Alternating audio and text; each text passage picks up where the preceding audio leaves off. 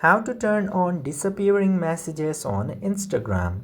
Now in order to turn on disappearing messages on Instagram, just simply open your Instagram app and you will see this homepage.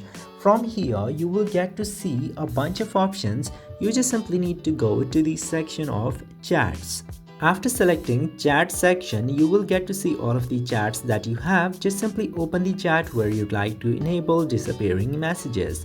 Let me open up this first chat right here, and in order to enable the disappearing message, you just simply need to hold in your screen at the bottom part and move your finger upwards until this blue option appears which says release to turn on disappearing message. After this message appears in your screen, you can lift up your finger and release your screen and your disappearing messages will be turned on this easily. I hope this video was informative. If yes, don't forget to hit that subscribe button.